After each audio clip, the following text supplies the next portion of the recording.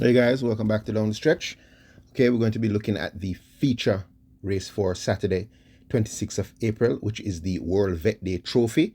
This is a new program I've been doing because I want to focus on every horse in the feature race so it doesn't take up too much time from the main tipping program. Okay, let's get right into this feature race.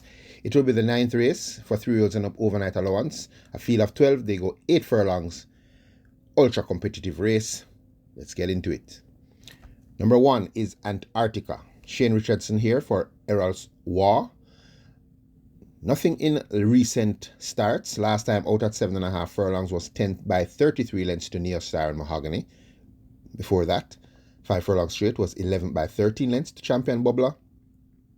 And before that at 6 furlongs was 8th by 24 lengths to Mojito. So running against some useful horses, stretched out now to a mile, does have some pace, this Antarctica, when fit. But likes to get loose on the lead. Will they allow that to happen here? I don't think so. Is a mile a perfect trick for him? I kind of doubt it. I think this horse more prefers like 7 furlongs, or if he can relax, going 9.25.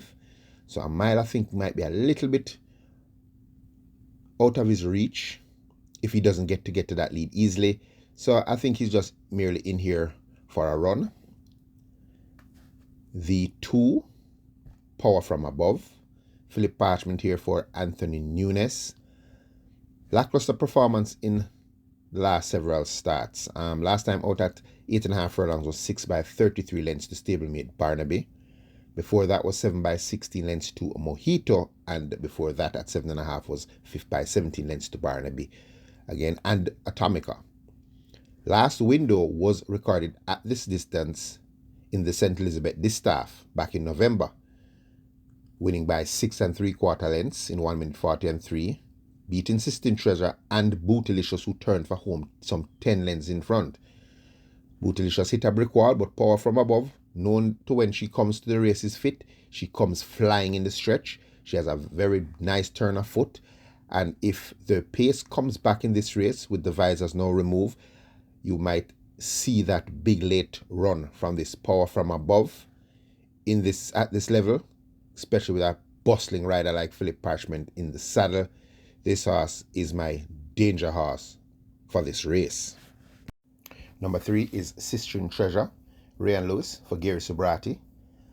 Sistine Treasure, last good run was back in the 9th of November. In that same race won by Power from Above, was second by 6 3/4 lengths. Had the first run on Power from Above, was still beaten 6 3/4 lengths. 3 starts since, last time out, 7.5 furlongs, 5th by 15 lengths to Mojito. Does get the mile well, but just the fact that has only run 3 times since that run against Power from Above. All things not going well with Sistine Treasure. Is fit though, and busy at the exercise. They've taken the visor off, and that's how Sistine Treasure likes to run. Should be running on once again, but I think for a minor spot. The 4, Divine Force. Tyrese Anderson for Philip Fiani. Divine Force now. Last time out over the 5 furlong straight was 5th by 4 1/4 lengths to Champion Bubbler. That's a very good run for Divine Force, because 5 furlong straight I think is a bit snappy for Divine Force. Last run at a mile was back in February when finishing second by 5 1/4 lengths to Tiz Tuck. Off of the base of that performance, although it was extremely light that day, that was a very good run. Start the pace, but just could not keep up with Tiz Tuck in the stretch. Came in with 107 pounds that day, and still coming in light because he's claiming 4 kilos here. And in my opinion, I think this Divine Force should fight this finish out. Has worked well coming into the race. Last gallop was the 20th of April with Supernatural Power, where he ran 48 and 2, and Divine Force, excuse me, Divine Force I think is in here with a very good shot.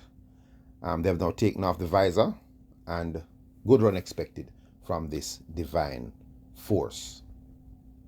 The 5, Mr. Senator. Romain Garden claiming 4 kilos for Anthony Nunes. Last time out, 7 furlongs at this level, was 3rd by 16 lengths to Fearless Force and Sheer Delight. Okay, since coming to this level, running good races, but lacks early pace and tends to pass tiring horses in the stretch. And against this very, very competitive field, is going to have it all to do in the stretch. I think the pace will have to absolutely crumble for Mr. Senator to get anywhere near the leaders. So I could only take him on trust in a field of this nature. The 6, an interesting horse in the event, is Further and Beyond.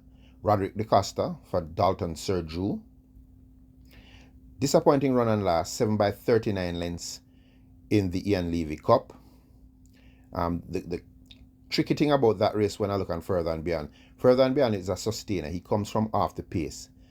I think the pace just got away from him a little bit in that race. I didn't think Tujay Suku kind of expected them to be doing 6 furlongs in 1 minute 10 and change. So he was caught flat-footed, never recovered, and just couldn't put in his run.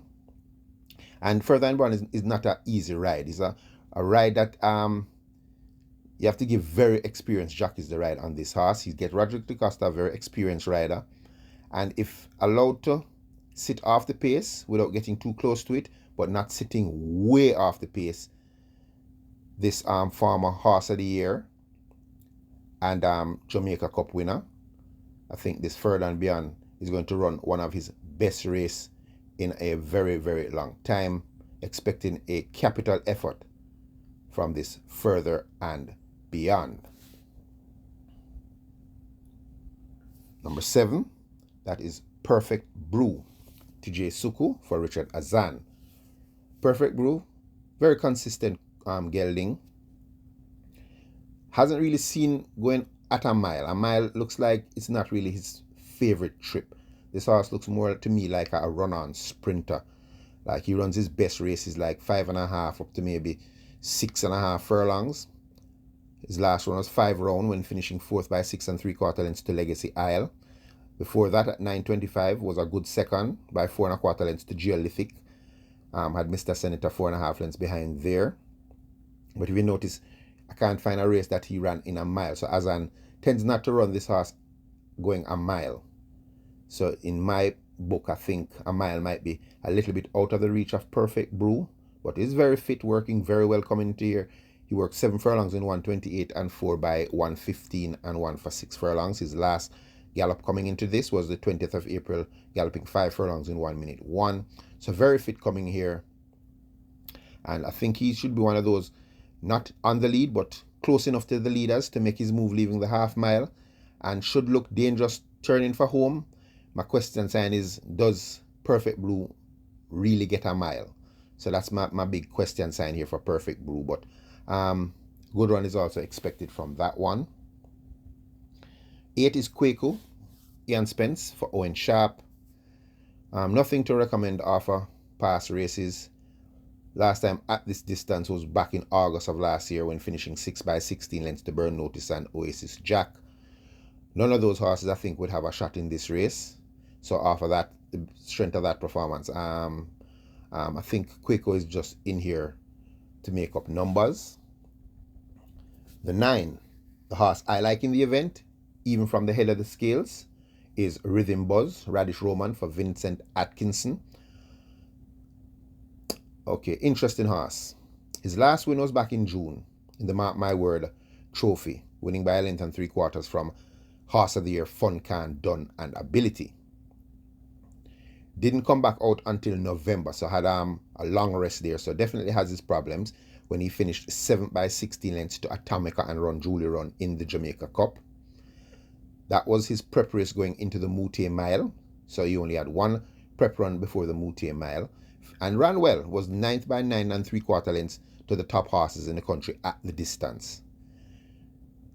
Since December, rest up again, came back in April, over the straight 5 course, and was only beaten 5 lengths, ridden by Delroy Bihari to champion Bubbler. In that race, he was only half a length off of Divine Force at the finish. So that is telling me this Rhythm Buzz is extremely fit right now, has a nice work coming into the race on the 20th of April, 7 furlongs in 1:29.2, and the last 4 in the last 6 in 1:14 and 1. So my signals are up for this Rhythm Buzz. I like this horse. I think this is a horse that I might wager even from the head of the scales. I think Rhythm Buzz is the horse that they're going to all have to beat. The 10 is Fearless Soul. Fearless Soul. Eric Horton claiming 4 kilos for Philip Fiani. Ran last week at 5.5 furlongs when coming from way off the pace to finish third by 6 3/4 lengths to Mahogany and his stablemate Unbelievable Force. Before that, in March, at 7 furlongs, was 5th by 13 lengths to Commandant, and before that, at 7 furlongs, was 6 by 8.5 lengths to Run Julie Run. Stretching out at a mile. This is also one of those horses that you don't see going a mile. Fiani doesn't send this horse a mile. He mostly sprints Fearless Soul, so I'm leaning towards Fearless Soul being more of a run-on sprinter, but comes from the camp of Philip Fiani, and if he decides to send this horse 8 furlongs, either he's testing him out or he thinks that he's going to have a good shot here. But I think it's a lot of hurdles for this Fearless Soul to get over when he comes into the stretch. But I'm putting him in here with a good shot of making the frame. The 11, Sonny and Chippy, Wesley Henry for Dale Murphy. Winner back in March at 7 furlongs when making basically all the running to win from Burn Notice and I Realize. Has a lot more to find against these. Going that extra furlong. His last run at a mile was back in October when finishing 6 by 6.5 lengths to Rainsville and Run Julie Run when coming from off the pace. That race I'm going to throw it out because Sonny and Chippy is more of a horse that wants to be closer to the pace. But in this field, that might hurt the chances here of Sonny and Chippy, especially stepping back up in class. So can't be fancied. And the 12, Sheer Delight, Omar Walker for Dalton Serju. Last time out at 7 furlongs was second by 7.5 lengths to Fearless Force and had Mr. Senator 8 lengths behind in that race. Last run at a mile was in the Lindy Della Penna Trophy. Was 4th by 7 lengths to Tizstock and Divine Force. Made his move off the turn. Was second at the furlong pole but then outkicked by Divine Force and the head cornerstone in the stretch. So that's telling me that a mile possibly is not Sheer Delight's favorite trip. I think maybe 7.5 would be the best trip suited to this Sheer Delight. But very fit, has consecutive seconds. He was second to Wall Street Trader going 6.5 furlongs coming from off the pace. And if patiently ridden, not too far off the pace, and trying to get the first run on the principal horses, should have a good say in the outcome. But for me, I'm boiling this race down to 4 horses, and they're going to be the 2. Power from Above, that's going to be my dark horse in the race, the horse that I think will be finishing the strongest in the stretch if she gets a really good pace to run at. The only problem here, it's a big field. She's going to have to weave her way through horses when she comes into the stretch, but expecting a capital effort from her. The 4, Divine Force. Philip Fiani trained this horse. Looks extremely fit. I think a mile is perfect for Divine Force. Possibly will be near the front end when they come to the top of the lane. And I think Divine Force is going to be fighting this out. The 6, Further and Beyond, the horse that represents the back class horse of the event. Very difficult horse to ride. And if DeCosta can get to settle Further and Beyond down and relax him and then make that move at the final half mile and get close to the leaders when they come into the stretch, I think we'll have a very good shot at trying to fight it out. And the horse I like in the race is Rhythm Buzz. Looks extremely fit just on the basis of the run that he ran over the 5 furlongs straight, a distance much short of his best.